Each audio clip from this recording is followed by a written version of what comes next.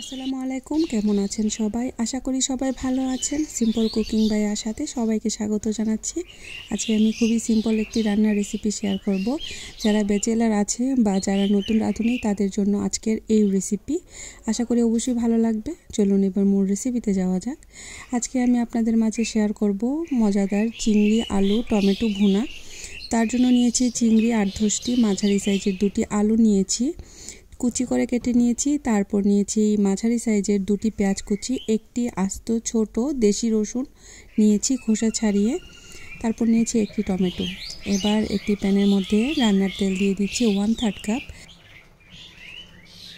তেল যখন হালকা গরম হয়ে আসবে তখন এখানে আলুগুলো অ্যাড করে দেব। তারপর এখানে অ্যাড করে দেব স্বাদ মতো লবণ আর 1/2 চা চামচ হলুদ গুঁড়া।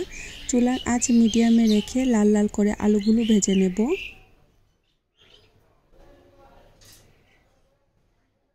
ভিডিওর এই পর্যন্ত এসে যারা একটি লাইক দিতে ভুলে গিয়েছেন, অনুরোধ রইল একটি লাইক দিয়ে সম্পূর্ণ ভিডিওটি কন্টিনিউ করার জন্য।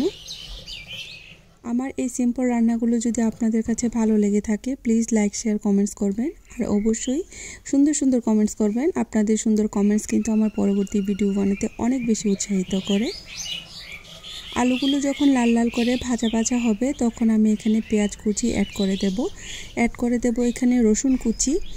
আমি এখানে কিন্তু কোনো আদা ব্যবহার করছি না, কারণ আদা কিন্তু চিংড়ি মাছের মধ্যে ব্যবহার করলে চিংড়ি মাছের যে একটা ফ্লেভার সেটা কিন্তু থাকে না। রসুনটা ব্যবহারের ফলে কিন্তু চিংড়ি মাছের যে ফ্লেভারটা সেটা কিন্তু আরও দ্বিগুণ বেড়ে যায়, খেতে খুবই ভালো লাগে। তারপর এখানে আমি অ্যাড করেছি টমেটো কুচি। তারপর চুলার আঁচ মিডিয়ামে রেখে ভালো করে আমি টমেটো, পেঁয়াজ আর রসুন ভেজে নেব।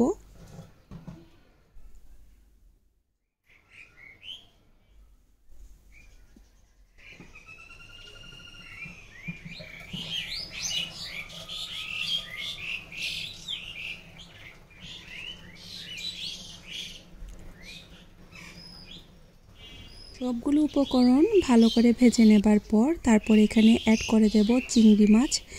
এই চিংড়ি মাছ অ্যাড করার পর আবারও ভালো করে নেড়েচেড়ে রান্না করে নেব 5 মিনিট। চিংড়ি মাছ কিন্তু অ্যাড করার ফলে বেশিক্ষণ ভাজা যাবে না, এতে চিংড়ি মাছগুলো শক্ত হয়ে যাবে। এতে কিন্তু চিংড়ি মাছ একদম রাবারের মতো লাগবে, খেতে ভালো লাগবে না। আমি কিন্তু মাঝখান দিয়ে কেটে চিংড়ি মাছের রক কিন্তু ফেলে দিয়েছি। আপনারা চাইলে কিন্তু খোসাও ফেলে দিতে পারেন, কিন্তু আমি খোসাটা ফেলে দিইনি দেখার সৌন্দর্যের জন্য। এভাবে 2 মিনিট ভেজে নেবার পর এবার এখানে অ্যাড করে দেব বেসিক যে মশলাগুলো আছে সেই মশলা, যেমন 1/2 চা চামচ হলুদ গুঁড়া, 1 চা চামচ লাল মরিচের গুঁড়া, 1 চা চামচ ধনিয়ার গুঁড়া, 1 চা চামচ জিরার গুঁড়া, তারপর স্বাদ মতো লবণ। তারপর ভালো করে নেড়েচেড়ে মিশিয়ে নেব।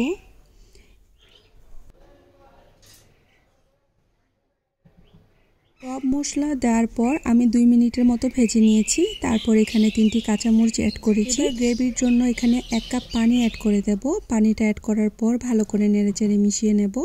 আমি এখানে গরম পানিটা ব্যবহার করেছি। গরম পানিটা ব্যবহার করলে কিন্তু তরকারির টেস্ট কিন্তু খুব ভালো আসে। তারপর ঢাকনা দিয়ে ঢেকে রান্না করে নেব। খুবই সাধারণভাবে রান্না, কিন্তু খেতে হয় অসাধারণ। আপনারা যদি এভাবে রান্না করে না থাকেন, এভাবে একবার হলেও ট্রাই করে দেখবেন, খেতে খুবই দুর্দান্ত হয়। আমার প্রিয় আপুরা যারা রান্না পারে না তাদের জন্য আমি মনে করি এর চেয়ে সহজ কোনো রান্নাই হতে পারে না। খুবই অল্প সময়ে আর ঝটপট তৈরি করা যায়। খুবই সিম্পলভাবে দেখানোর চেষ্টা করেছি। তৈরি হয়ে গেল মজাদার চিংড়ি আলু ভুনা। আশা করি আপনাদের ভালো লেগেছে।